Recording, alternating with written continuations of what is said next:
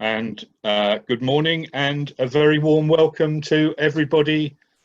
My name is Andy Pye. I'm the consulting editor at DFA Media, which is a company that publishes some well-known titles: Drives and Controls, Smart Machines and Factories, Plant and Works Engineering, and Hydraulics and Pneumatics. So it's my pleasure to welcome panelists and attendees alike to this, the first in our series of Talking Industry webinars. Before I introduce our panelists, and my first schoolboy error there is to turn my own camera on. There it is. Just a little housekeeping. All our attendees are muted, which means that you have your vision and your sound off, but you can communicate with us in both the chat function, which you'll find at the bottom of the Zoom interface, and also via the Q&A function, where we would ask you to post your questions. We know from past experience that we may get questions in both the chat and the Q&A, and so my colleague Tony Sachs, who's got his video off through preference, he'll be doing the hard work behind the scenes of monitoring questions and feeding them through to us at appropriate intervals. And we also have a master of ceremonies in Andy Wiley, who is keeping order and making sure that I keep to time and don't do anything too silly. Now, interestingly, I've just had a problem. I seem to have lost my picture. Hang on, coming back.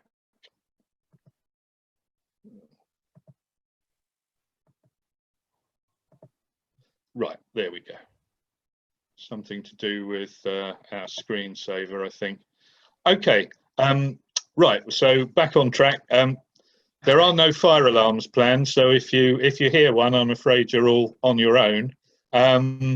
What we're going to do is we're going to aim to cover 3 topics, but the format will be quite freeform. So if you imagine, it's a little bit like a jazz composition. So there'll be opportunities for improvisation. So we don't know exactly where we're going to go, but we have some fixed points in the middle. So our main movements are going to be on increasing productivity and efficiency, reducing downtime and costs, and future technologies. And as we approach those transition points, we'll stop for questions and Tony will feed in questions as appropriate. So I'm going to quickly introduce our panelists, and then we're going to run round and get them to introduce themselves as well. So we have Tony Pickering, who's president of Control Techniques. We have Andrew Jones, who actually has got some connection problems at the moment, so we're hoping he's going to join us as soon as possible. We have Nicec Mistry, who's the sector head of industrial automation at GAMBICA. Juves, who's coming in from the Netherlands, and he's the commercial manager of Ixon, who specialise in industrial IoT and cloud technology. And Sean Robinson, who's our token Canadian, and he's from Novotec, where he specialises in automation, HMI, SCADA, and manufacturing execution systems. Before we start our presentation, I'm just going to quickly run round and ask each of the panelists to introduce themselves in a quick 30 seconds. So starting with Tony, please. Good morning, everybody. Tony Pickering, I'm president of Control Techniques. Speaking to you today from the Newtown headquarters in Mid Wales. Been in the drives industry for over 30 years. Once qualified as an engineer, sort of went into drive sales very early on, so very early on in the technology, so I've grown with it. And my sort of approach is that I got excited when a 5 kilowatts drive sale was one piece was super exciting, and now we take orders for 10,000 pieces, and it's sort of an everyday thing. Tony Sachs once described me as a drives veteran, and I was only 40 years old at the time, and now I'm nearly 60. I don't know what I'm classified now as, so we'll go from there. Have a poll and decide. Okay, that's brilliant. Sean, you're next on my list, please. All right. Good morning, everybody. Despite the Canadian accent, I'm actually based here in the UK in Leeds. My role at Novotec is, well, I wear a few hats. So today what I'd suggest is that people look at all the things that we do in that list that Andy mentioned, and particularly zoom in on edge technologies and the considerations that go around doing some fairly new and interesting things that probably open the door to some of the conversational topics that we're going to cover today. And so with that in mind, I will just say that if for the purposes of today's conversation, you think of me as the guy who's wondering, what is it that we wrap around a core piece of equipment that makes the data within it available? And then if one looks at Novotec and then you'll probably find that there's a vendor partner we work with quite closely in the form of Emerson Machine Automation Solutions that would probably give you some clues as to where to find details if anything I say is terribly interesting. Perfect. You'll be next on my list. Welcome from the Netherlands. Yeah, hi guys. Good to meet y'all. So I work at Ixon, company based in Overloon, the Netherlands. It's a small town close to the German border. We were active in this IoT sector for over 4 to 5 years right now. We have a background working as system integrators, so we got some knowledge from that market prior to what we do right now. I'm active as a commercial manager, and that means that when I started Ixon about 3 years ago, we were only active in the Netherlands and Belgium, and we just started to sell products abroad. Nowadays, we have over 1,000 active customers who all use our cloud system that is now active on basically every continent. So yeah, we truly believe that the cloud is the next thing to happen, although it's already there for some time. We see that the machine builder nowadays is kind of scared about things, and I'd like to discuss these topics later. Excellent. Nikesh from GAMBICA, you're next. Good morning, everyone. So I represent GAMBICA today. For those of you who don't know us, so we're with Trade Association for Instrumentation, Control, Automation and Lab Technology in the UK. And we're sort of using different insights and influence to help all of our members sort of set the standard for competitive sort of increasing their knowledge and impact in the UK. And we sort of like to form a community amongst our members, sort of stakeholders, to promote best practice, which shape an opinion and enhances the profile of the sector as a whole. So in terms of the automation sector, we like to represent them as a whole. And I myself am the sector head for industrial automation. So representing products like the drives, the control gear, switch gear, all of the sort of members of readers of drives and controls, if you like, representing companies on all sort of product ranges. So yes, promoting best practice would be the best way to say what we do.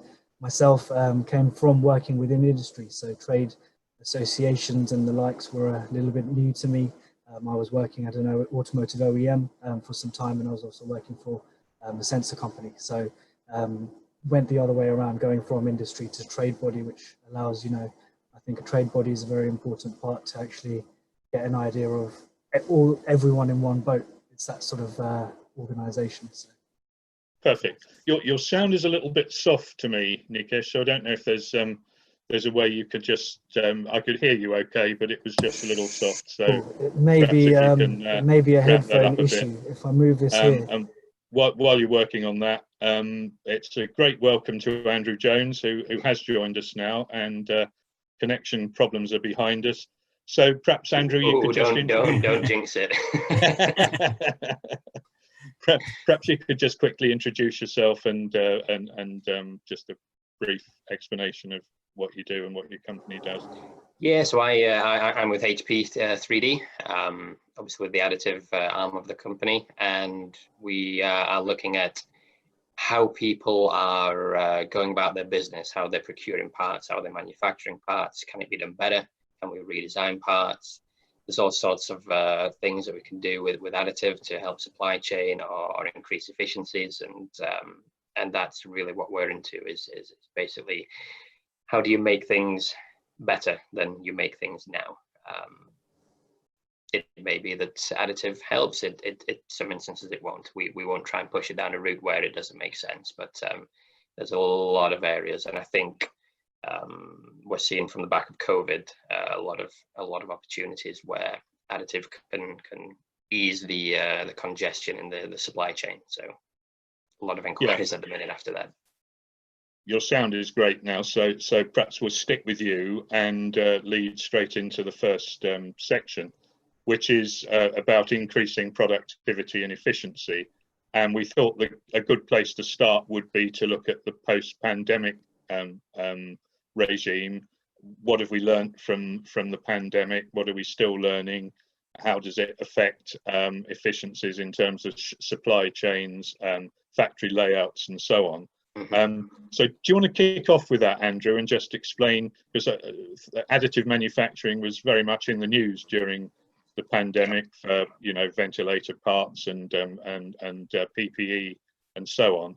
Do you want to expand a little bit on that and where it might take us in the future? Yeah, so as we saw during the pandemic and the lockdown, industry ground to a halt. Companies were desperate for everything, really, parts that were not only manufactured at home but abroad. We saw that when China stopped producing things, companies were scrabbling for whatever they could find. Even Apple, I think, stopped selling some products at one point. So I think additive and the Internet of Things mean that we can potentially have factories that are unmanned to some degree.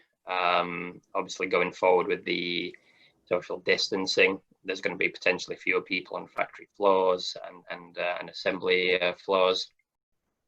But if we can automate and we can make things more efficient, we can hopefully negate any sort of issues like this that would crop up again. I mean, hopefully they don't.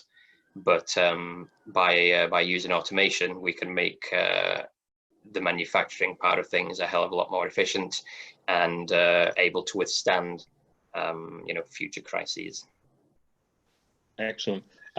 Tony, you were quite a gold standard in terms of getting your operation back up and running. So some of it hit the headlines. You were on TV. Do you want to just sort of explain to the audience how that all came about and where you are now? So we've got 1 minute we're talking about Brexit and the next minute that's all forgotten and we're into a pandemic, which was quite a gear change. So Control Techniques is manufacturing sites are in China, in the US, and in the main ones in Newtown. So we were hit very early by the pandemic. Our factory in China is in Shenzhen, which is like the Silicon Valley area of the Chinese manufacturing.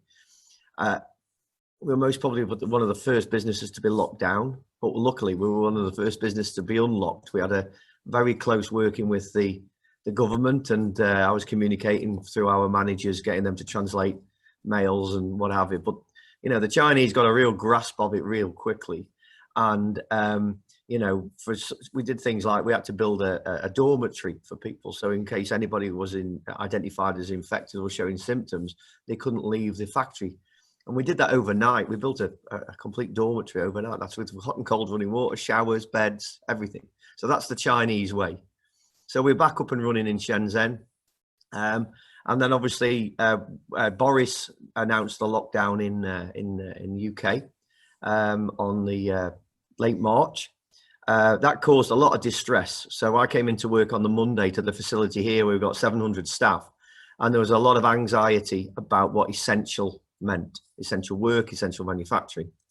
We took a straw poll and we sent everybody home because people were just super nervous. And then we spent the next 3 weeks doing laying out the factories in social distancing.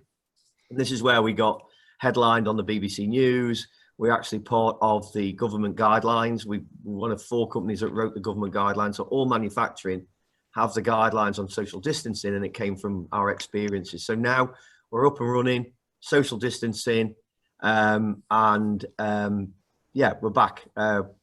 We've had to change shift patterns, one-way systems, shielding, you name it, we've done it. Handles on toilet doors, operated by your feet, crazy stuff. But it sort of, it was a massive challenge, but we pulled it off.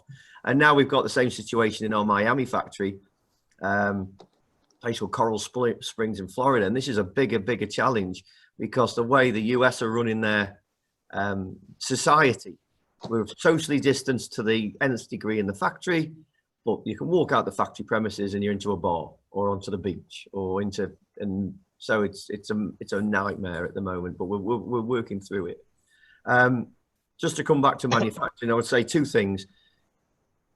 What's going to stay as a result of COVID is definitely home working. This is a major difference now. We've got quite a big R&D facility here, and there's nobody in it. It's me and two other guys in this big spaceship at the moment, all working from home. And you know, we're worrying about, will we ever see these people again?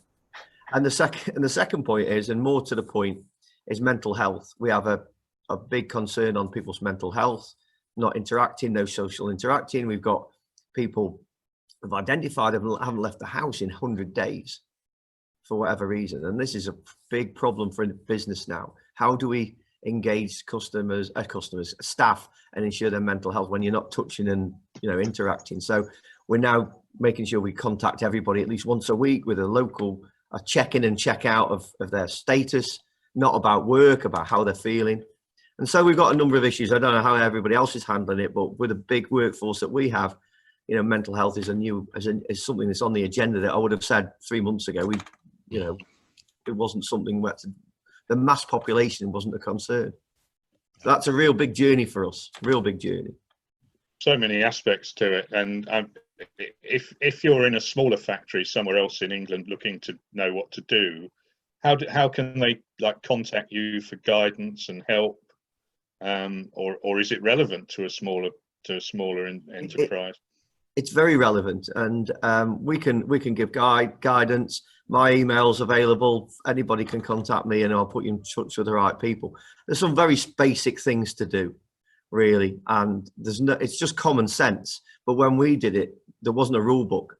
You know, the government hadn't written the rules. We contributed to that, and we've learned, and we haven't got any identified cases in Shenzhen, any positive cases in Newtown, and you know, so something's working well. Even to the point, we believe if someone came into our facility that caught it, we can talk about this now, in a bar or a pub or whatever else, the way we've got social distancing, they shouldn't be able to transmit it to anybody else. So we could have a live case in our facility, and we could never give a cast iron guarantee. We're pretty sure, but that you know, the way we've got social distancing in place, and even in the canteens, it looks like a prison visitors room now. It's got three desks and 3 chairs sort of thing for 600 people. But yeah, so yeah, we can give advice, guidance, and point you in the right direction. We've done a video as well. So we've got fantastic. Well, I'm sure that will be extremely useful.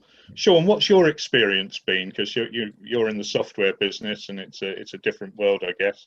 Well, we're in a bit of everything. I'd say that Novotec directly, we spent probably the first 2 weeks of the formal lockdown period, and probably even a week or so before it, in a lot of planning sessions with customers concerned about continuity, disaster recovery, just sort of in general, how do you keep it running when you're asking questions about who can be in the plant. I'd say the last couple of months, we're probably seeing people trying to start taking the kinds of journeys that we used to describe as being done in months and years. Now they're thinking about trying to figure them out in weeks and months. And those journeys are essentially the sorts of things we would have recommended as a matter of good business practice and chasing productivity and cost savings and flexibility. People are now seeing as a way of managing a factory from afar. So steps like eliminate the islands, right? You know, eliminate the situation where you've got a 45-year-old pneumatic controlled machine where only old Joe knows how to keep it running. You know, create the capacity for somebody to be in a position to deliver effective oversight from a number of different roles, regardless of whether they're sitting by riverbank fishing or whether they're stuck at home or whether they're actually in the office. Essentially figure out what the technology stack has to look like so that management by walking around is no longer seen as the preferred option, except for the matter of, you know, contact, morale, you know, a sense that the boss cares. So I'd say right now we're quite busy, but it's mostly around shaping projects where we're showing people how to lay foundational automation technologies and edge stuff in place that opens up the door for people to make more decisions faster about what they need to do as a matter of dealing with something like COVID. And then along the way, they're stepping back and saying, oh, well, isn't this interesting? Now that I've taken these steps, unlocked my data, put it in places that actually allow me to take a more holistic view, I can go after some of the things that I thought were intractable. I can solve productivity problems that had me wondering whether or not my only choice was offshoring to Eastern Europe or the Far East. So, you know, that's kind of where we're at. We're cautiously positive about the future, except for the fact that, you know, some of my key engineers don't get to sleep much anymore because they're in high demand helping design some of this stuff. Yeah. So, what's your experience in the Netherlands? Is it similar, or are there key differences? I think that's quite different. If we look at what happened to our company due to Corona, I think in the Netherlands we had a not that harsh lockdown, to be honest. So we had people coming to the office, and the majority started to work at home from March this year, I believe. But if I look at, as an example, Italy, where we also have salespeople, that is one of the European countries that got hit like in the beginning and really hard. And what we noticed there is, if we look at our customer journey, since many factories went to a total lockdown, we also see that in terms of help to those companies and requests, it got to almost zero. However, Italy is one of the countries in Europe also, what I believe now is, due to Corona, accelerating the adoption of innovation. And that's what we notice right now. And that's not only in Italy, we see this in the Netherlands and in different countries as well. So we have good hopes for that. However, I think it's quite difficult to maintain that. And we can't look to the future anymore where we plan ahead like a few years. I think it's living from month to month and see what will happen, especially now after the holiday period that will come. I mean, I imagine in the Netherlands you're probably a little bit more advanced in terms of use of automated equipment and robotics and so on than perhaps we are in the UK, because we seem to have slipped behind quite a bit. And, you know, it's certainly one of the accelerants that we hope will result from this sort of black swan event that's blindsided us. Yeah, correct. And that's also what my sales manager in the UK tells me, that there are quite some differences between this innovation part if you compare the Netherlands to the UK. However, I think that if you look at what we provide our customers, the time is now, and especially for the UK. You have to take a step today, and you can't wait with it anymore. And yeah, in that part, it's difficult to say, but I think that COVID then is kind of a good thing that happened for that part. However, it's terrible what happened, but for that part, I think it's the innovation part. It could be something, yes. A silver lining, as I guess we'd call it. Yeah. Yeah. Okay. Nikesh, you've got a really good perspective on the whole thing, haven't you? Because GAMBICA has been surveying what different companies have been doing throughout the period. So perhaps you could tell us a little bit about the trends that you're seeing going forward, to whether you are seeing any evidence of people being more amenable to innovative technologies. Yes, actually. So we've run a number of surveys. Hopefully you can hear me better now. I can hear you. Yes, it's not perfect, but it's okay. Yeah. Okay, sure. Perhaps if I hold the mic a little bit closer. Yes, so we've run a number of different surveys starting in early March, and as you can all imagine, you know, the initial sort of feeling was very negative. We were sort of asking our members what prediction they saw for the next 6 months ahead in terms of sales pipelines, impact on supplies, actual impact to sales, and then also on the sideline, how they would take, you know, in terms of their working place, their general lifestyle, and productivity on that sort of basis. And what we can see is, I mean, last week was the most recent survey, and the overall impact, while still significant, a lot we're seeing reduced sales as a more now term sort of situation than long term. I think the majority of participants sort of, it was around 40% felt it would be a less than 6 month impact, or from 0 to 6 month impact now, whereas in March they felt it was going to be a lot longer. And I think a lot of that has to do with exactly what sort of all the other panelists today were saying, a combination of everything, to be honest. You know, the fact that sort of what Job was saying with the idea of this innovation driving the idea to actually, you know, it's build your capacity for resilience, if you like, within our members. You know, I've seen had discussions where, you know, secure remote maintenance and things like that are becoming essential. You know, it's not like it wasn't possible before COVID, but, you know, with site visits and things like that, it's not actually been possible to get out there. But the ability to remotely connect into machinery, you know, sort of do updates and things like that, is just, it's the need for it, sort of requirement has gone up more than we've ever seen. And so that's really, you know, been that sort of silver lining, as we sort of mentioned. And in terms of just generally amongst our members, you know, initially there was a lot of workforce that were taking part of sort of advantage of the furlough scheme and things like that, because it was very difficult in manufacturing and across all our sectors, laboratories, technology, test and measurement included, to sort of stay productive. But I think it was a short term, which was actually very good to see. I think now we've seen a massive increase in response of those back to work in the usual workplace as well. And as Tony sort of mentioned, that working from home, you know, the ability to resume working as normal from home has been really, really positive. And I think those are the things that are good to be seen, you know, that, like I said, the ability to build the resilience, it's been good.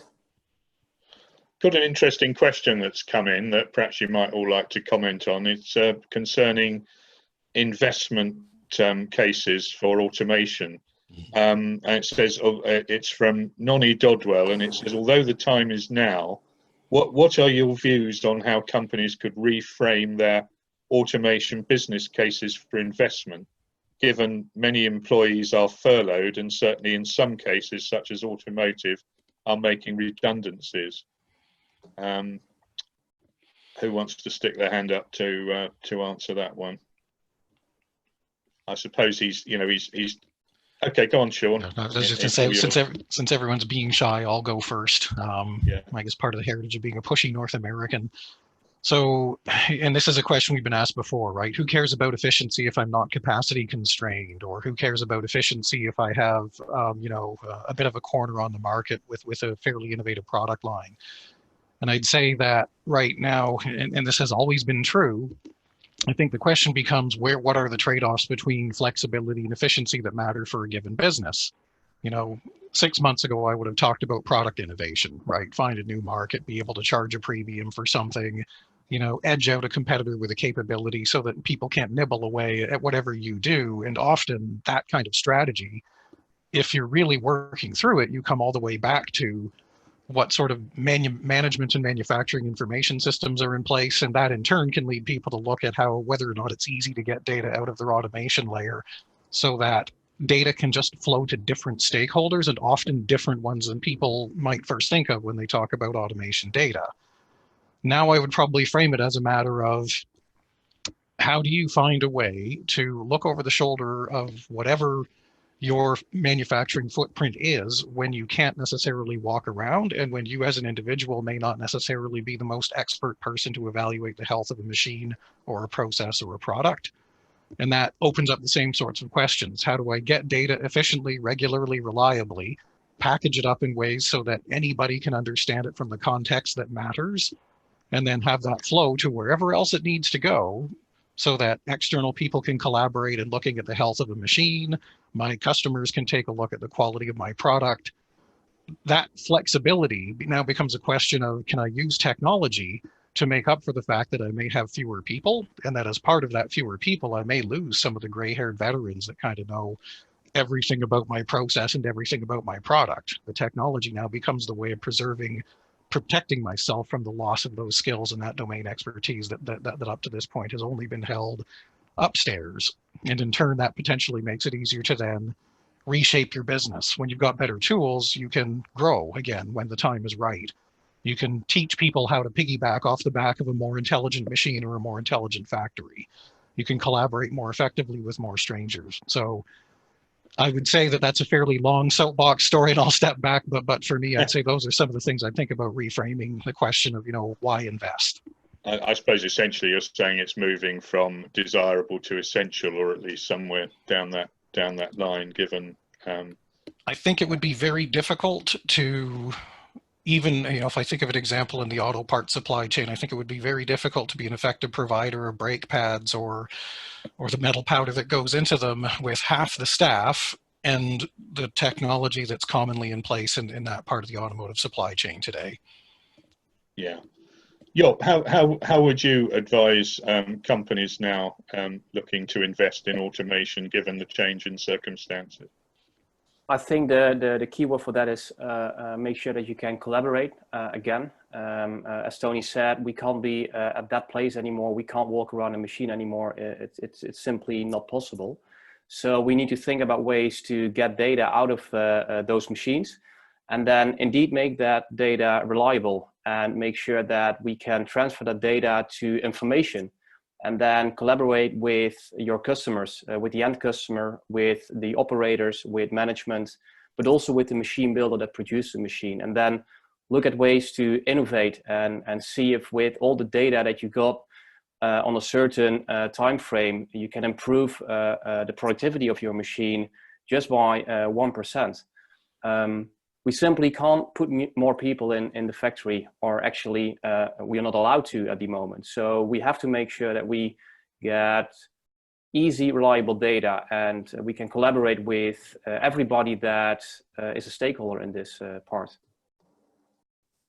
Andrew, you've got some quite interesting subscription models that you're looking at, haven't you, which will, I guess, be relevant in terms of investing in automated systems going forward. Do you want to tell us a little bit about that? Potentially, yeah. So if we're looking at additive manufacturing as a means of automated and potentially remote manufacturing of parts, HP have now launched what we're calling the 3DAS, so 3D as a service, which is very similar to the home style printer, sort of automated ink ordering. So what this does is the machine will relay to HP facility that it needs powder, it needs agents, it needs a new print head, and that is delivered automatically. So there's no stock ordering required or input from the workforce, so to speak. The machine will do that itself. So it's just another way to take out of the loop that human requirement on the shop floor. Does HP potentially see itself producing as a service? It can do. I mean, inside the 5200 and 580 machines, there are actually parts made on those machines themselves. So it is potentially a partially self-replicating machine. So I mean, some of the metal parts on there we couldn't do on those machines. That will have to wait for the forthcoming metal jet, which hopefully will be next year. But yeah, it's getting to the point where we're not only making the parts internally, but making them better. There's a cooling duct in there, which is it was redesigned using I believe it was Siemens technology, and the flow internals there will allow for a smaller fan and also improved cooling, which means that the parts generated are better and there's less energy consumption. So it's win-win, and it's also cheaper to produce. So there's another win right there. I think it is, it's quite a common direction. I think that many companies are taking towards providing manufacturing as a service rather than actually the devices themselves. I suppose it's the kind of Rolls-Royce effect in many ways. Tony, is that something you've looked at all in the drives business? Well, we span both sides really, because we're a manufacturer of automation products. We're sort of looking at overall efficiency of our machines anyway, all the time, and we now have a Japanese owner, so you can imagine the pressure from above on equipment efficiency and so on. But I mean, there's lots of areas of innovation, I think, for this that we've learned. You know, it's all the way from logistics as well. You know, we're forgetting the front end. The logistics world has changed fundamentally. You know, everybody, the packages now being sent everywhere. You know, the way we're going to use logistics in the future is going to be different, and all the way from manufacturing. You know, COVID's allowed us to do a number of things. So we're bringing one of our Chinese factories back into the UK. So we're onboarding back into the UK. And through automation and everything else, we're going to double the output of our factory with only 30 more people. You know, so we have 600 people in Newtown. We only put 30 more in, and we'll be doubling our production numbers in Newtown. So automation from that side, and then what we're seeing on the customer side is a huge demand on robotics. I mean, people like Amazon, they were a major supplier for. It's just off the screen at the moment. That, you know, the business is just incredible. That the demand for robotics and automation at the moment is, people are really manning up on it, if you want a better word. And certain areas are still flat, and you know, we've got some issues in other parts of other segments. But definitely, I see a huge uptick in automation. This is good for efficiency, but I do worry for the ongoing workforce, because people will still exist. You know, I mean, it's going to be a huge change post-COVID, and you know, these jobs won't be there when they come back. It's as simple as that.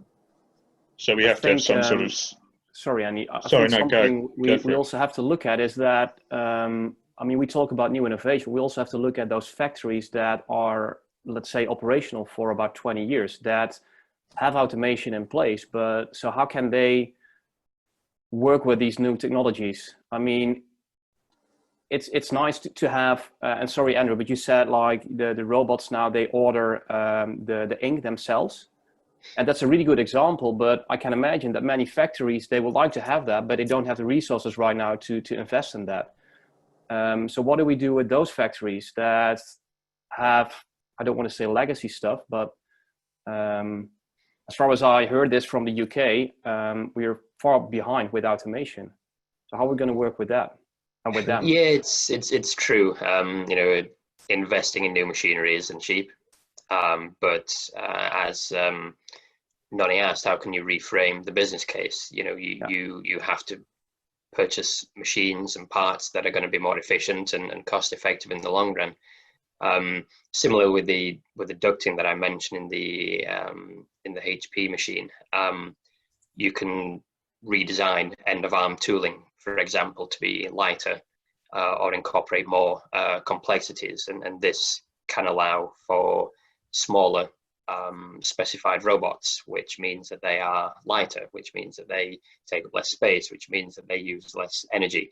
And you know, if you're speccing a production facility with numerous automation points in there, you can reduce, as I say, the footprint, the energy consumption, the cost. There's just so many things you can do if you move outside the constraints of conventional thinking and innovate. As you said, you know, innovation at the minute is what's going to push this forward, not thinking like we have done for the last 30, 40, 50 plus years. You know, we can't be doing that at the minute. It's not going to work.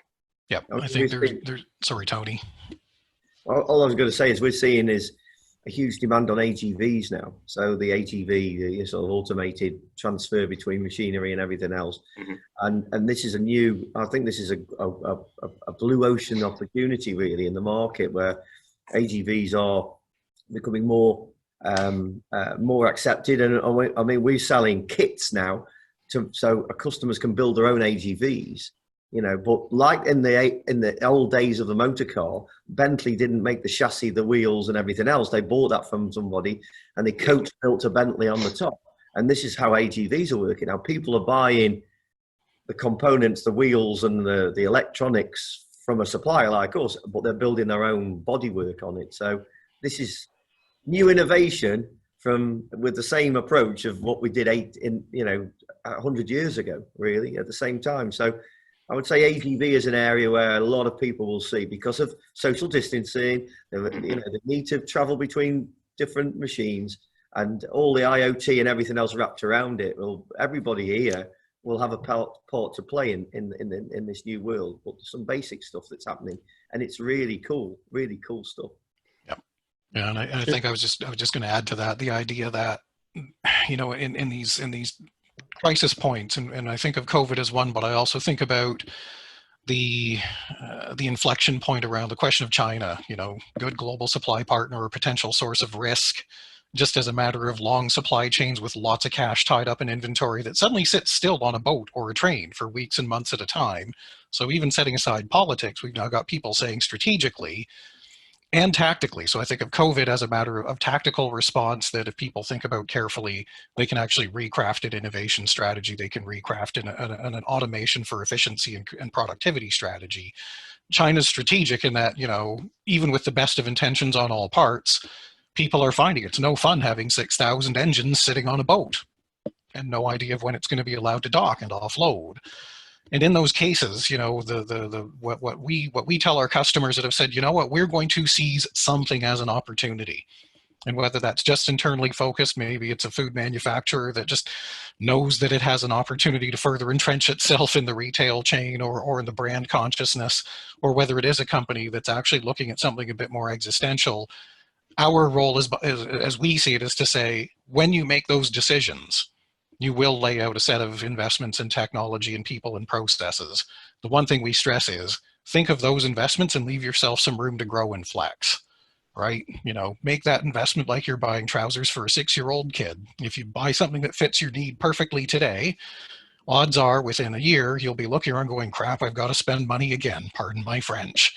So for us, the key element is when you're figuring all this out, leave some room for uncertainty. You know, this is the point when UK PLC has to step back and say, there won't be a perfect insight into what the next 6 months will look like. So instead of being too concerned about forward-looking statements that keep, you know, the city and Wall Street happy, maybe my forward-looking statements are, I need to spend now in order to have some hope of being able to flex as the market around me changes. And would you start small and build from that? Is that the best way, or do we start afresh with our and scrap our 20-year-old equipment? What can we do with the 20-year-old equipment to develop it in at least in some way too? I think you can wrap a lot of really intelligent stuff around legacy equipment, and I think a lot of it can be done non-intrusively. And by stuff, I mean, you know, little black boxes that impersonate part controller and part gateway device to speak to a cloud platform as well as to internal systems. There is an enormous amount of waste built into current manufacturing in a lot of what I see. I mean, people ask me, why would a Canadian move here, you know, to the UK? And the answers are the beer's better. But also that underinvestment in manufacturing means that, you know, there are some pretty flawed assumptions about what's possible. You know, you've got people who've been selling their CFO for years on the notion that this is as good as we can be, and the reality is that you could be a lot better. So I actually think that there's a lot of opportunity for some of the wraparound investments on critical legacy assets, because, you know, no one's going to replace a blast furnace or a paper machine on a whim. And then I think as you look at, you know, new equipment, then you should be working with your OEMs to say, how do I embed capacity to do much more, even if I don't know what much more is today? Mm. Well, we have got a question that's coming in on that theme, but before we go to that, I'll just ask Nikesh what he feels. I mean, some of the reshoring presumably is quite good news for many of your members. Is it potentially? And what are they actually planning in terms of investment in more automation? Yes, I mean, I think that those are some fantastic point of views that we've just heard there. I mean, and it all comes down to, you know, if I like to tie it all together with the set, that it's based around mind frame. You know, it's not got anything to do with, oh, we have to invest in a whole big bit of equipment. You know, you need to look at what you've got and what you can do with what you've got. There are so many aspects where a small sensor might take a legacy piece of equipment a long way. And it's those sorts of initial steps that need to be sort of pushed for people to sort of get on their way. And, you know, we've seen that amongst our membership, the idea of, yeah, like you say, you know, reshoring, if we look at what we've got on our doorstep in Europe, let alone going as far as Canada, there is so much more innovation, and it's it's not, this is pre-COVID. You know, when Tony was talking about AGVs, I visited factories in Portugal and Eastern Europe alike where they've all been running AGVs for years. You know, it's not something that's brand new to them. And the idea of COVID just made that a bit easier. Whereas for the UK now, what we're seeing is COVID's acting as a catalyst, speeding up the need to have these implementations of AGVs, of remote SCADA software, you know, being able to dial into your machines. This is the way that it is moving, and sort of related to the question, I think that we've seen the lack of IT and OT resources. Again, it's a huge, this COVID situation is acting as it's what you like as a societal change, that people need to change the mind frame. You know, we've had revolutions in the past. We're talking about the fourth industrial revolution now. In every revolution, you have two main changes. You have technological change as the main one, but on top of that, you have a societal change. And right now, what we're looking at is the biggest impact of a societal change, where everyone who's in the world has suffered, and we all need to change the mind frame that, okay, maybe it's a little bit of investment here now, but that return on investment needs to be more evident. And as hard as it is to show what a return of data can be, you know, on seeing a physical piece of equipment, when you're investing in cybersecurity and data and things like that, you know, it's harder to see the return of investment, but it's there. And there are more and more use case scenarios coming out of COVID that we're seeing. And it's great for those SMEs to be able to see what can be done during the situation. And I think that's good. Yeah. Okay, well, that kind of leads quite well into the into one of the questions we've got here from Mark. He says, so we need to do more with less at more distance, which sounds like he's finding things a little hard to cope with, really. And he says, how do we cope with the lack of OT, IT resources we face over the last years? Are we fit enough for new business models?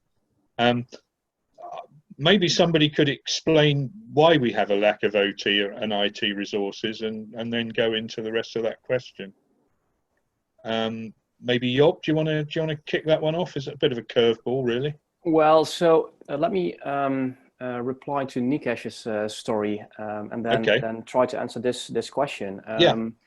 So what we see happening is with that, like the term Industry 4.0, we see that many companies, they talk about artificial intelligence, predictive maintenance, and all those major topics. But I believe that today we need to think about innovation just with a really small investment. And Nicec just said it, adding just one sensor to a legacy machine can improve a lot. And what if you can improve your a machine with just 1% in production? It doesn't have to be a big investment to make a small change, and to start with that small part. I think that is, I constantly feel there is a big gap between that small first step and then everything we think about, like we need to do something with artificial intelligence. Come on, guys, we're not there. Some companies are, but the majority not. So if we look at that question, the lack of OT and IT resources, I think with some small changes, we can make a big change at a longer viewing point. Yeah, I have no idea if I answered the question correctly, but I'm just trying to get to the root of it, really. Why do we have a lack of OT and IT resources? Sean, do you have a view on that? Why does everybody always go to the guy who has the American-sounding accent to potentially say the controversial stuff? Anyone else can stick their hand up. I'm happy. Yeah, I'll weigh in briefly on this one. I think there are two thoughts there. I think it's a question of what we understand. Okay, I mean, I shave my beard off so you can't see how white it is, but I'm old enough to remember when more people in more layers of the organization kind of grew up at the sharp end of the stick.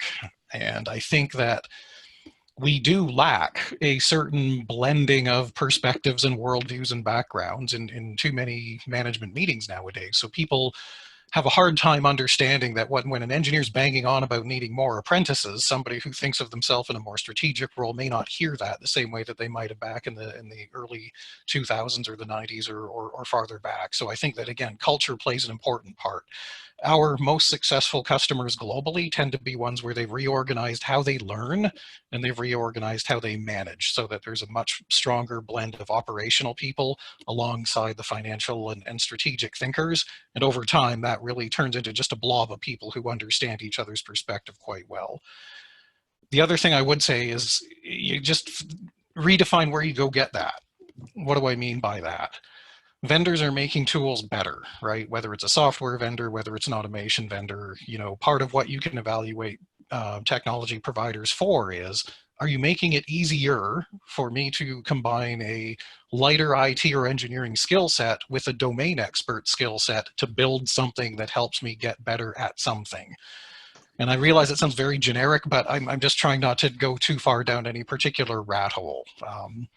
I think that you then look at your OEMs. I was actually curious about HP's strategy, just because when you've reached the point where you can do what you can do for a printer or for a 3D or for, I should say, an additive manufacturing device, you're not that far away from being able to turn to somebody in Tony's shoes and say, what else would you like this asset that you bought from me to be able to do for you in terms of communications, integration, and moving data, you know, from, you know, between silos? And so sometimes a manufacturer might find that if they go to key OEMs and say, here's what I need to accomplish around the asset, help me figure out the technology play, they're going to find that they don't necessarily have to have all the answers internally. They just need to learn how to make their problems, their suppliers and their partners' challenges. That's an interesting point. So maybe there's a conversation that we can now kick off between Tony and Andrew, imagining that that Andrew's turning up in Newtown with the possibility of selling a 3D printer.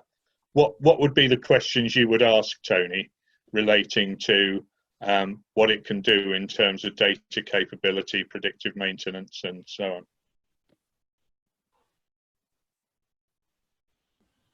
on? You're muted, Tony. Let me unmute you. I'm unmuted. That's it. I think there's it's as broad as it's long, really. We've just invested nearly 20 million in surface mount technology machines. I would say the capabilities that these have, you know, they're like the Lamborghini of the motor car, really. They're so fast, so efficient. But we haven't really wrapped around a massive amount of data collection on them. We may not have moved into that technology that we need in that technology yet. I think it's a requirement going forward. But predictive maintenance for sure, knowing when certain things need to be changed and highlighting that. So the question I'll be asking is, you know, how much interaction, how much data can the asset give us to make our life easier, so we can go straight to the point. I think we were going to have a question later, I think, on maintenance and stuff like that, but whether we're moving into that now. We're moving gently into it. Okay, so you know, my view is that we have less and less there's two sides to the coin here. So as a manufacturer, we have less and less maintenance people, and this is pretty much everywhere in the world. It's not just our facility. So the manufacturer or the OEM provider has to take more of the onus of the asset, and this is where we see the baton being handed back. Where when I started out in my career, there was a person for everything, whether it was a high voltage guy, a low voltage guy, an electronics guy, or this guy, or that guy, or lady. And now there's one guy with a bag of spanners and he does everything. So they can't be experts. And this is the dilemma we're in. So I would expect a provider to be providing everything possible to make my life easy. So my guy with a spanner can just bang it on the head and hit the right thing and fix it. This is the challenge for the new world. We've got very few qualified people. Well, as I mentioned previously with the 3DAS subscription, pre-ordering all the consumables, that also contains within that the service and maintenance subscription as well. So when the machine would require any service or maintenance, it would either order the parts or order the call out from a service tech. And as far as data gathering goes during build, there's lots and lots of data. So each 85 micron layer is being monitored with thermal cameras to make sure that there's not too much energy going in per layer or in specific areas. So that can be thousands upon thousands of data captures each build. It's going to tell you how long each layer is going to take to build, how long the actual build will take, the cooling down period. There's lots of data either generated or given up front with the machine. As I say, as far as maintenance, it will do all that itself. It will order the parts, and I think all the user would need to do is maybe okay the call out for a service tech. I think that's where we need to be heading. I think if I put my other hat on as a manufacturer of technology, the devices, the variable speed drives, have the capability of all the predictive maintenance now and everything that man desires. But the difficulty is, I think with that business model for HP, I understand that very well, and I think that's the way to go. But when you're doing discrete components like a variable speed drive, the customer doesn't want to pay for it. They don't want to pay for all this additional development in this area. It's a nice to have, but you don't see that in the decision process. It's sort of, it's wanted, but it's a bit like software, isn't it? In a laptop, people see that as free. We know it's not.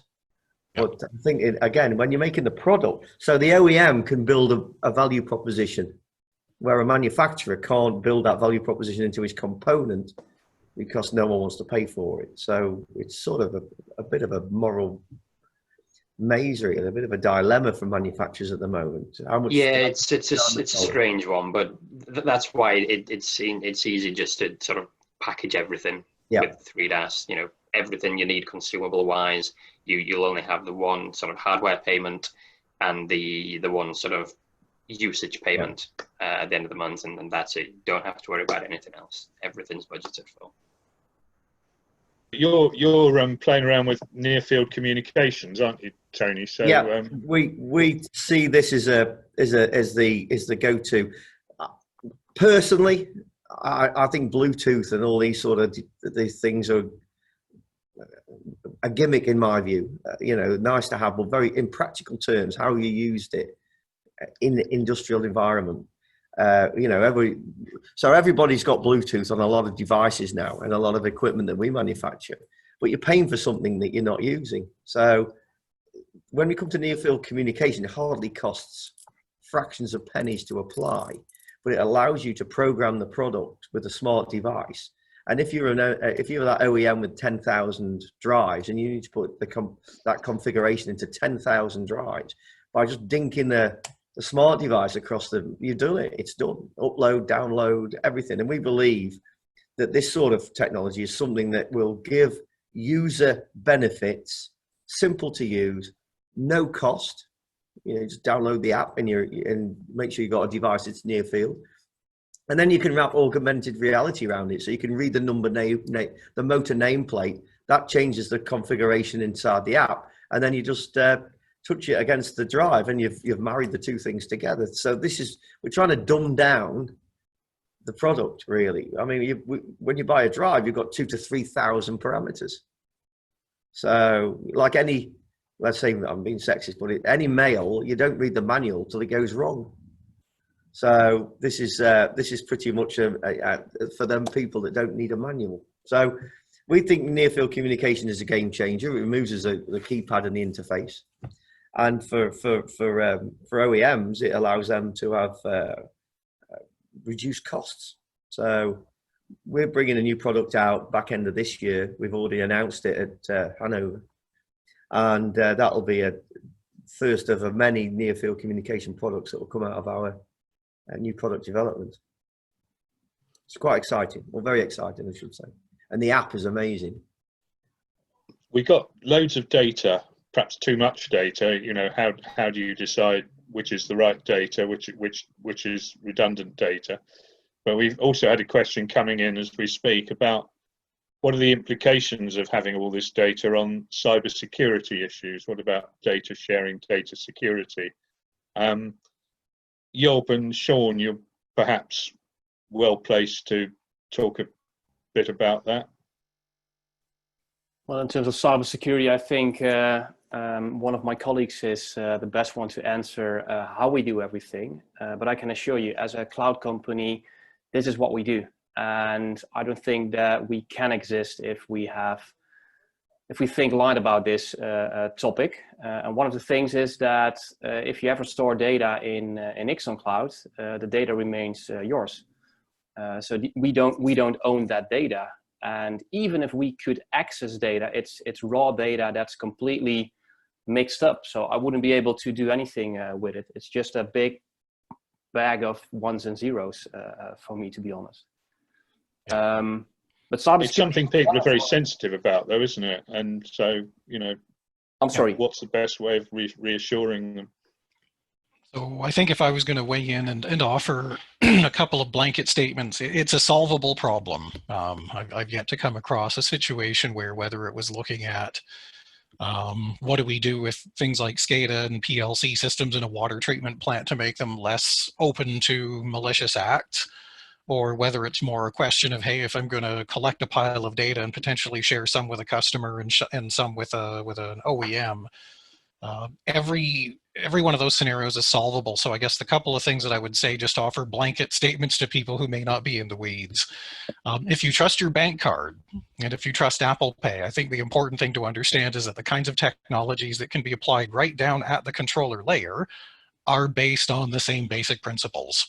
Trusted third-party certificates, verification mechanisms from trusted vendors.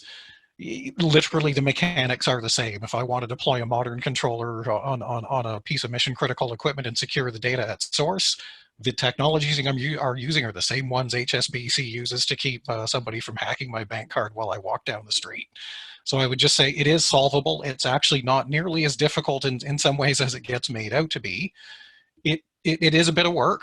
I would never take that away from it. But every layer has got ways of solving it. And so I would say don't think of it as something that should be seen as insurmountable.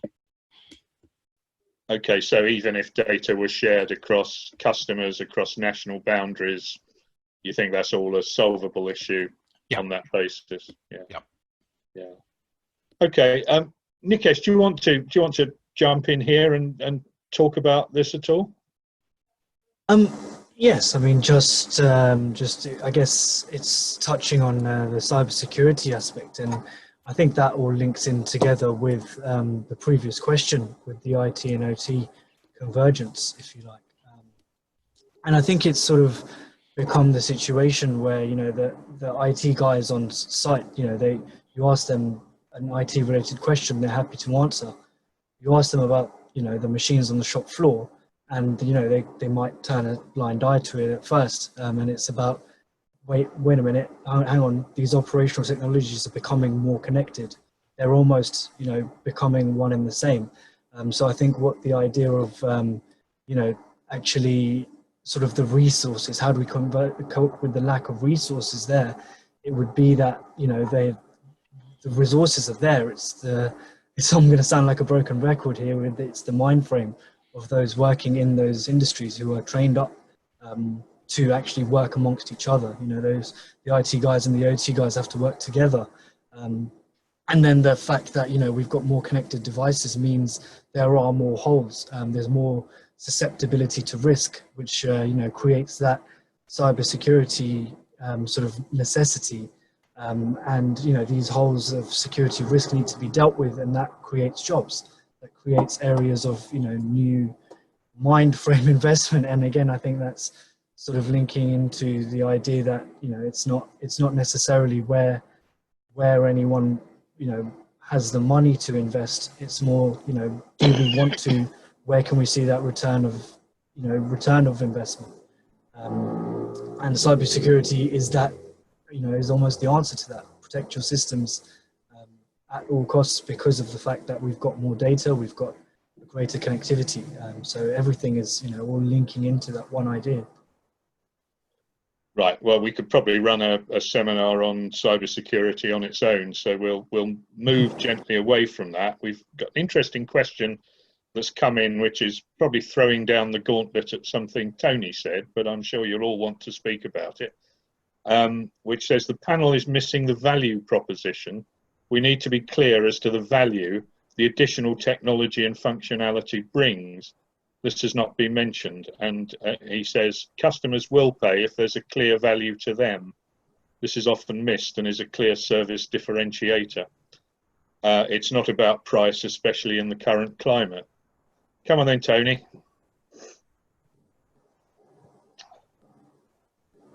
You're muted, mate. Let's unmute you. Can't hear you, Tony. I'm unmuted, yeah? Ah, there you go. There he Right. is.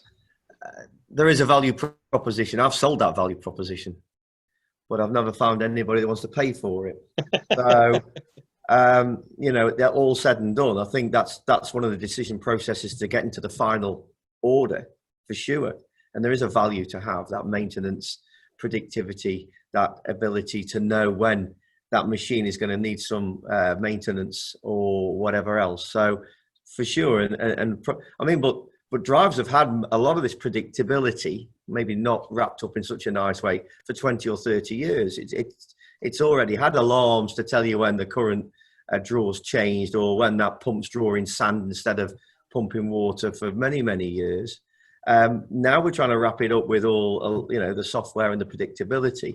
For sure, there's certain industries that will pay for that.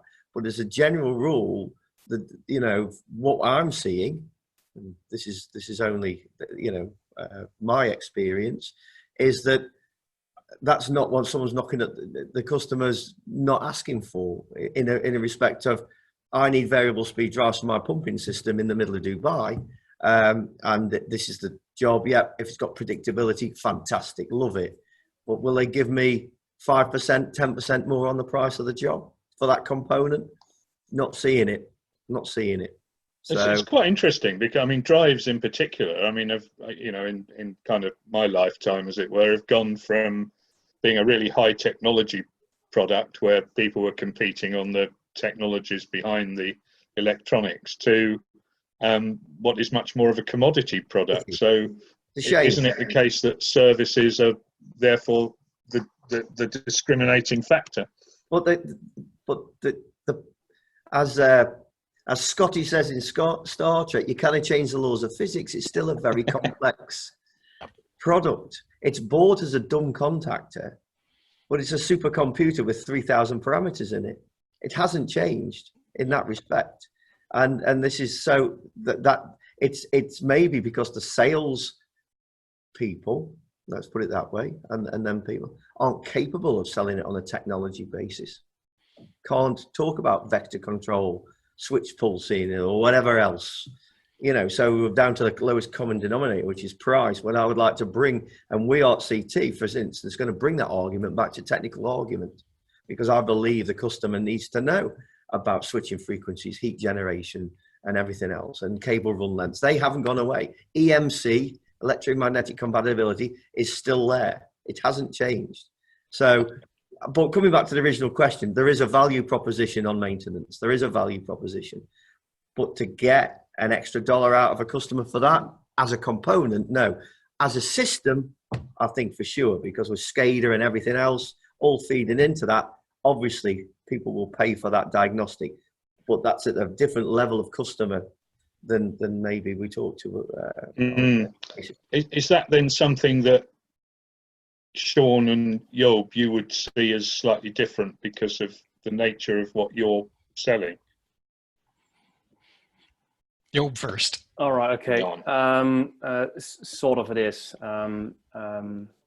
Yeah. So what we see is there is much data to be gathered, and if we have that data, we can use that. But we need the right ecosystem to share that data and to collaborate with our customers. And I think that might be a part of the problem, that we can't convince our customers, the end customer in this case, about the added value. There is no good way, as I believe nowadays, to share that information easily with a product that requires no IT knowledge, that is simple plug and play, and allows you to share all that information on many layers. So not only from the drive from Control Techniques, but also from different suppliers. And to have that all gathered in one information system, I think that's something that we need nowadays. Yeah. And I think that for Sean, that's exactly the same thing. Very, very similar. I often tell the joke that we spend a lot of our time really helping different people and our customers understand each other. And I can sense Matt is just seeing in the comments, the fellow who asked the question earlier, maybe getting a bit frustrated, but bear with me. I've sat in rooms where I have a VP supply chain yammering on that, he doesn't understand why the engineers think, OEE and reliability are important. He has really important problems to solve, like the amount of raw material inventory they've got cash tied up in, and the fact that despite 20 years of trying to be more like Toyota, they've still got big warehouses full of finished goods. And oftentimes it's the outsider that can sort of say, guys, those are two problems that are just different sides of the same coin, or more differently, different sides of a 6 or a 10 or a 20-sided die. Because often you have to solve one problem to make solving the other one possible. And that can often mean getting right back into what feel like very tactical questions. I knew I did business with one company in a past life, and I have to be very careful that I don't even mention the product lines to avoid embarrassing some people. But we had a tactical decision maker who was fixated on what they thought was a key driver, reducing the costs of spares for things like control systems and drives and motors by standardizing on a given vendor. And they took a situation where different automation vendors put their latest and greatest into play on a new design of machine. And ultimately, a group of tactical people settled on a particular vendor because that was their standard. And I got to be the guy who helped a VP supply chain who didn't think he cared about automation decisions understand that the reason you're building a second factory at a cost of $54 million was so somebody could save you $3,000 a year on parts and training. And so you got to bring people together and say, if the executives who are trying to set a strategy don't understand that they don't need to be technology experts, but they need to know enough about the art of the possible that they can actually hear good advice from their internal people, from suppliers, from consultancies and industry bodies, then in today's world, they're failing as execs. And the flip side of it is, whether you're in sales or whether you're that working engineer who doesn't understand how the reliability of the asset, the ability of the control system to feed something that helps them understand whether that asset is healthy, that may have strategic implications if someone's trying to run a just-in-time supply chain. So to come back and try and give Matt a bit of an answer in a very blanket sense,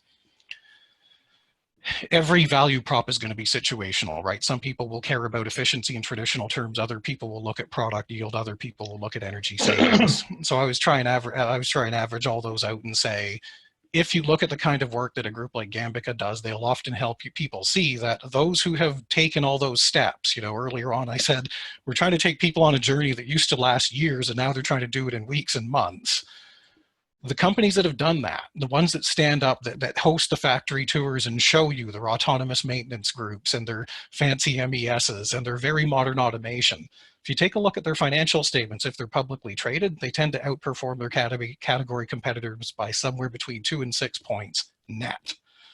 And if I can't get your attention as a CFO with that story, then I'll go on to the next company.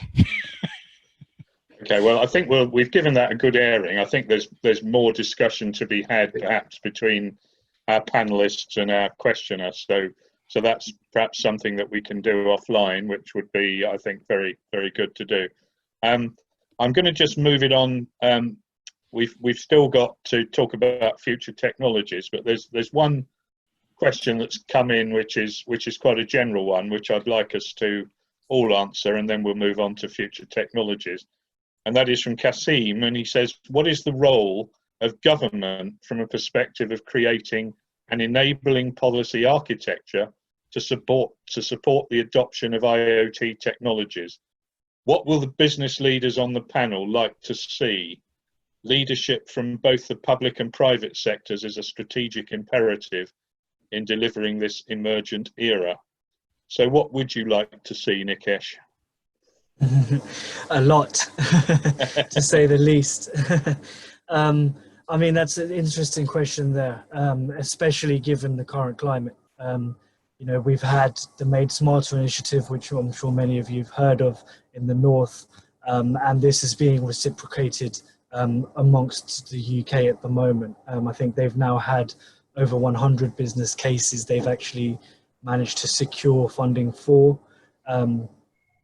And I think, I mean, it's interesting talking about the government and funding there, because, you know, whether or not they're funding IoT projects or not is, you know, I think that's the next stage of planning for them. But initially, with regards to policy, you know, if you think about it, at the moment, these technologies, which almost ties into what we will talk about, I guess, in the future technologies part of this, but you know, I'd like to throw a terminology spanner in the works there and not call it future technologies, as the technologies are not of the future, they're of the present, and they need to be adopted, you know, in the future, and that's what the policy needs to be related to.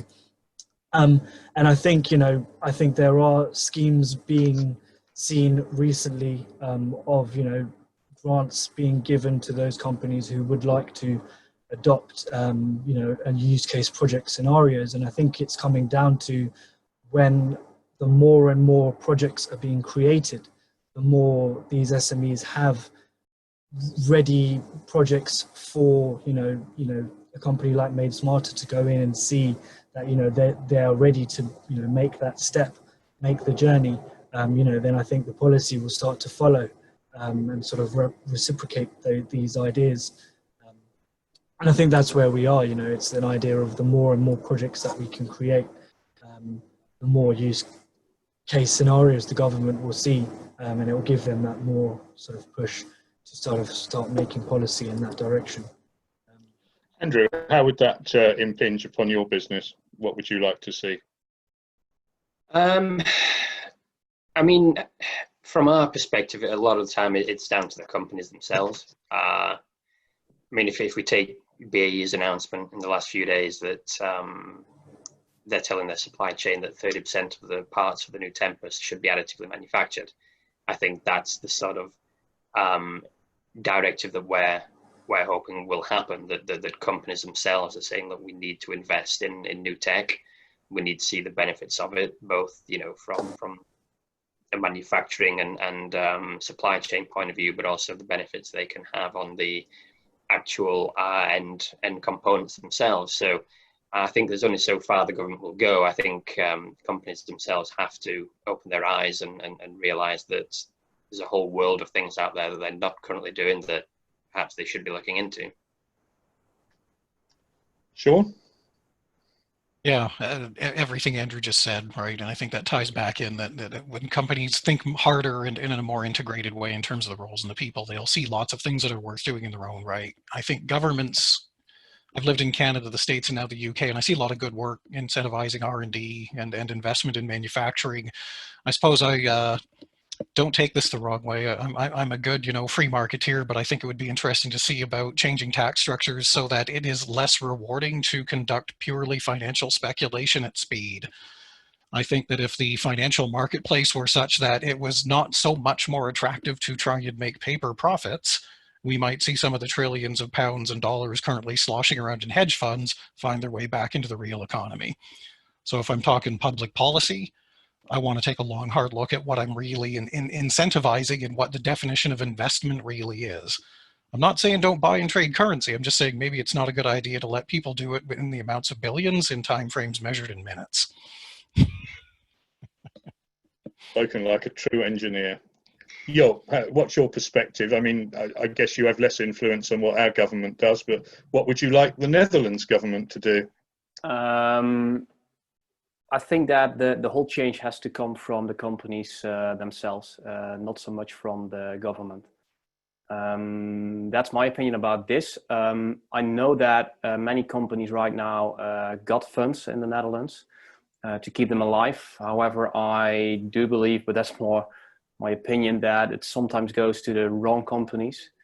And I believe that this technology change and adoption of innovation should come from without companies themselves.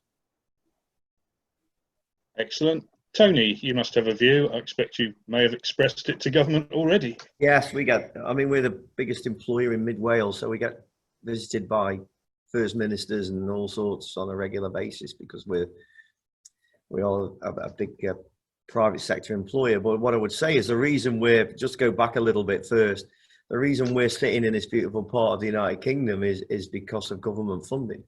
You know, they needed to create employment, they needed to create innovation, and so we now have 100+ R&D guys based in the middle of Wales, which seems a bit bizarre, really, if you look at it from a universities and catchment areas. So back in the 70s, winter of discontent and all these sort of things happening, money was put into the right places, and we're now the relevant drives manufacturer in the UK. What I would say is that needs to happen again. It needs to see government investment in innovation, whether it's 3D printing or IoT or whatever. We need to see that coming in, whether it can be tax breaks, whether it's making Silicon Valleys in the valleys or wherever else in the United Kingdom, and tax breaks for spending them dollars, pounds on research and development, and not just in the universities. I'm talking about graduate schemes, postgrad schemes, and everything else. I mean, 10% of our employees in the UK are under training. They're either apprentices, graduates, or postgrads or grads going through the scheme. So 10% of my employees are all trainees. We fund that ourselves. But I mean, we could have 20, 30% if the government was willing to put the money in.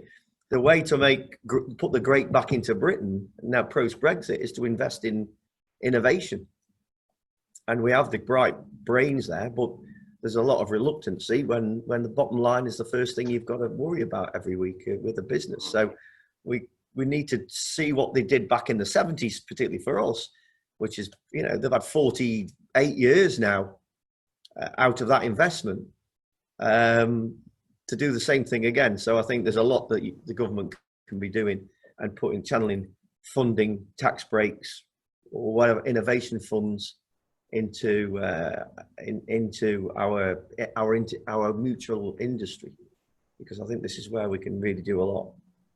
Do you think that message has hit home in government, or are you less optimistic? Yeah, yes and no. We're talking to funders now from the government about innovation, but I think a little bit. We've got to make engineering sexy again. We've got to make, you know, it the cool thing to do, and we've also got to have more about, you know, not just funding, you know, electric car development and stuff like that. The automation world is more than just a few key soundbite headline sort of industries, you know, and there's more to be done. I think there's a lot of posturing, but maybe not a lot of cash. Yes. Okay. Well, we'll leave that one there. There are various other questions which I think we'll tackle outside the actual webinar, and move on to future technologies. As always, I've probably extended the time more than I should have done. I'm going to ask you a question, and then on the way through, if you can highlight elements of new technology that are relevant to your particular businesses at the same time, then everyone will get an opportunity to answer the question. So the question is, are technologies such as artificial intelligence and machine learning having a real impact on production yet, or are they just largely theoretical? So that's the question, but don't be restricted to that in your answer. So I'm going to start in reverse order with Tony. Oh, right. Unless you have a problem, one thinking about. Again, I'm a bit. I believe it's coming. It's starting to become relevant. It's not fully adopted in the sort of manufacturing globally yet. We deal with the OEMs. The OEMs are developing a lot of this into their machines now. So we're a component then. So we're not seeing it. Do we need that? Yes, we do. Do we need it on our machines for our manufacturing? Yes, because we need to see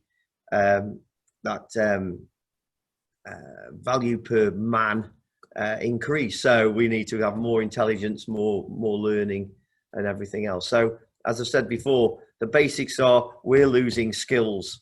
Basically, we're losing a lot of technical skills. So the machines have to do more, and this is the way it's going to go. I can't see it ever going backwards. I've got had at Christmas one of these robot vacuum cleaners. You know, they go around on the floor. It self-learns. It now knows how to do it, and it's amazing. You know, and you can see it in your own life now that Roger, my Hoover, has learned how to do the floor. And so, even in your home life, you're seeing it now. You know, yes, all the time. Okay, Sean. Yeah, so again, as a provider of everything from edge tech to some software layers, I'd say that we have as a company, direct personal insight into a number of cases where it is real, it is working. People are buying cheaper milk, soy products, energy, water treatment in a number of different regions that we do business with because this stuff's out there and you can embed it. I think that where we where we go from here is two things. That whole question of, you know, buying trousers for a 6-year-old, or I guess another way of spinning it is in terms of future tech, devices are going to be more like Swiss Army knives. You know, what we think of today as a quote control layer, I think you're going to see a convergence of IT, OT, and even consumer tech into the things that sit beside machines. Part of what comes with that is processing and RAM capacities measured in the thousands and tens of thousands of times what used to be in a control system that made the steel or made the milk or whatever 20 years ago. The other thing that's got to happen is people need to realize that they already trust artificial intelligence in their daily life, and then they just need to realize that we're simply asking them to do the same in their factories. So most obvious example, I've sat in a factory and had somebody say, how can I trust this algorithm to make a good decision about what to do on this process? And I responded by saying, turn off your anti-lock brakes before you drive home in this cold, snowy, Northern Ontario Canadian winter. Well, why would I do that? Well, if you don't trust an algorithm to take thousands of sensor readings, apply some intelligence, and then make a physical decision that affects you, turn off your anti-lock brakes. Oh. I think once more people think of this as a trust issue and realize that they already know how to extend the trust to the algorithms, we'll see more adoption. It's interesting that you've both highlighted sort of issues in domestic life, which we seem to be so much less willing to adopt in an industrial context. I wonder why that is. Anyway, Yo, what's your answer to this this question? Exactly as you just said. What we see is that consumer technology is far ahead of what we actually see on the production floor. However, these new technologies are already there. And as Sean already said, we also have some really nice companies that already implement this. And if I go back to the discussion we had, I believe Matt raised the question about the added value for our customers. I think that is the part that is literally missing today.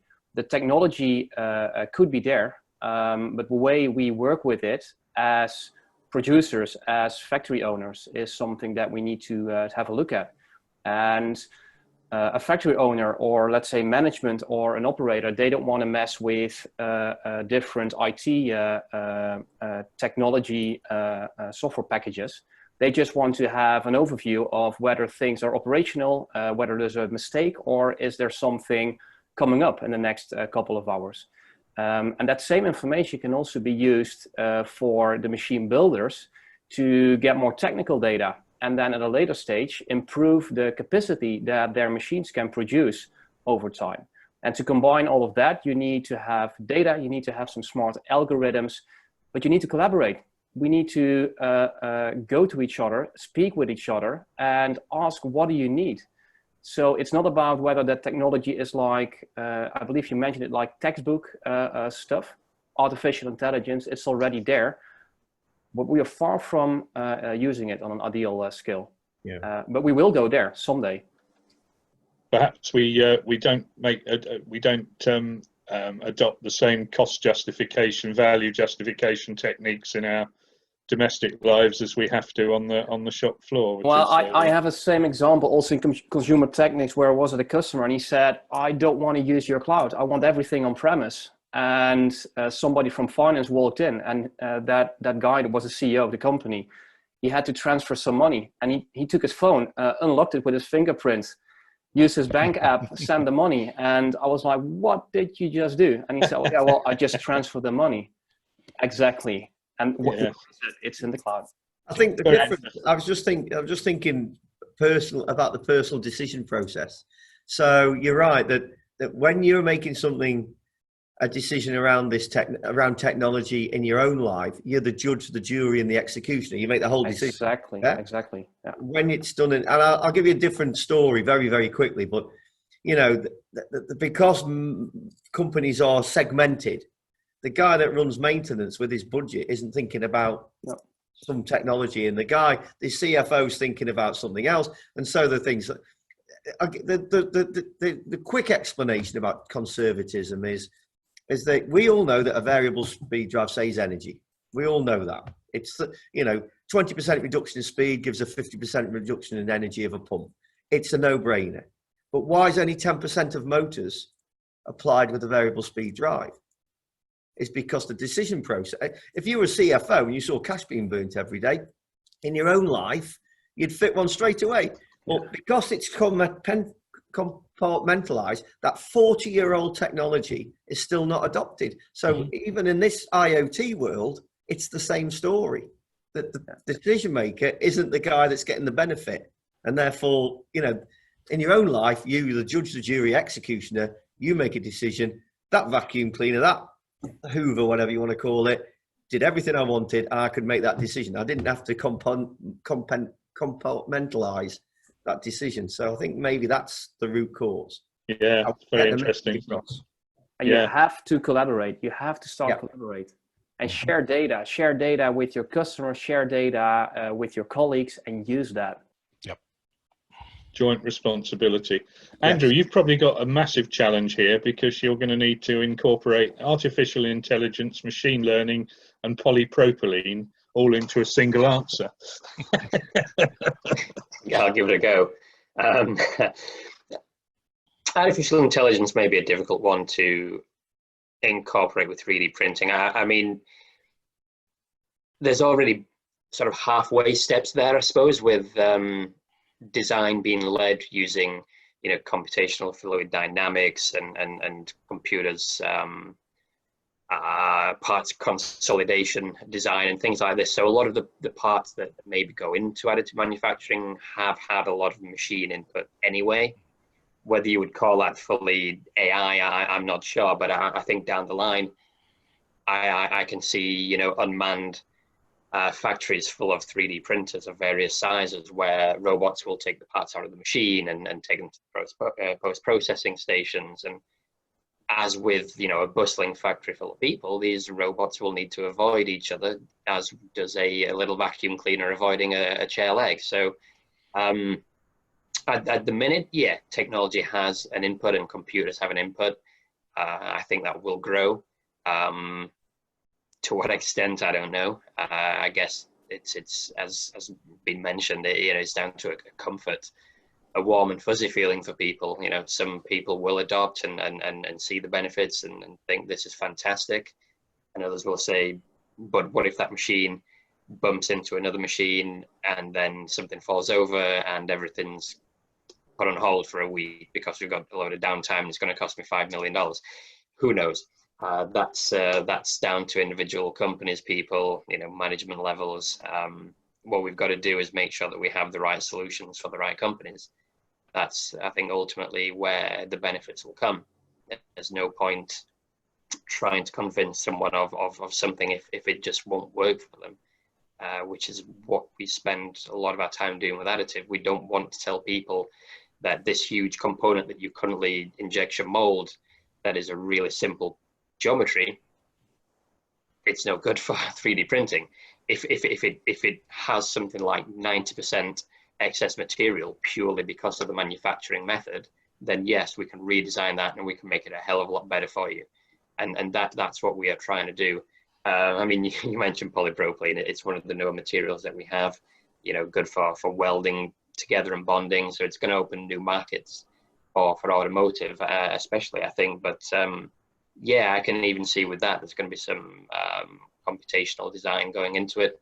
If we're making housings and fluid vessels, then flow is generally high on the agenda to improve performance. So it all comes back to computers, I think. Probably does. I mean, perhaps even the compilation of the material itself. There'll be a lot of computational analysis going into you know, the effects of different fillers and fibers in every individual. Yeah, even the makeup of the powder. Yeah. There has to be a uniformity of the, you know, the powder size and the shape. Otherwise, the flow characteristics won't allow the deposition of an 85 micron layer to be accurate. So yeah. There's a lot of work goes into it. Great stuff. Nikesh, your last word, sir. Yes, and I mean, it's been a very interesting discussion, to say the least. And in terms of what your question was, are these technologies theoretical? My answer would be very simple to that, and it would be no, they're not. You know, they're very much real, they're very much there, very much need to be adopted. And I guess coming back to the whole sort of tying everything in a nutshell, the idea that sort of what Matt touched on in his question about the value proposition being needed to cut across the whole business. And it's true that it is, again, that comes down to the customer, and that's where the value needs to be shown. The ultimate value of most businesses, coming from a sales point of view, would be the customer. You know, we know the customer is always right, as we say, and you know, if it's as simple as making these changes to allowing them to control things from their phone, you know, as we've, you know, Tony, you mentioned previously, and Sean, these things that you're doing in our daily lives, you know, or you mentioned sending a bank transfer through your phone, using your phone bank account, then, you know, if they want to be able to do the same through machine diagnostics, pick up their phone, see a green light, see a red light, they need it to be as simple as that. They want you to use technologies like NFC to be able to get, you know, a simple touch of your phone and everything comes up on your phone. It's as simple as that. And that's the value that needs to be shown to then justify that initial investment. And it comes round in that sort of circle. If we can show that the benefit of the customer, then ultimately, you know, it's the need behind the need, as they call it. And that's what needs to be sort of found and shown. And that will allow, you know, everything to be sort of enabled in terms of all these technologies that are of the future, as we said. Excellent. Well, thank you ever so much, everybody, for your contributions. What happens now is that we will write this up for some of our magazines as features. We will post it as an on-demand webinar as well. And we'll also make sure that any questions that weren't answered or any discussions that have been seeded will be progressed between the panelists and the attendees.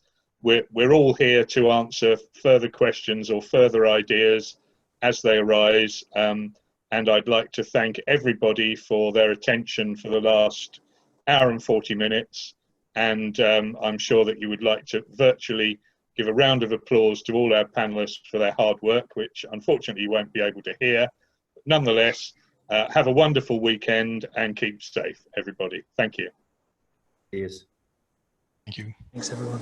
Thanks, guys. Thank you, guys. Thank you.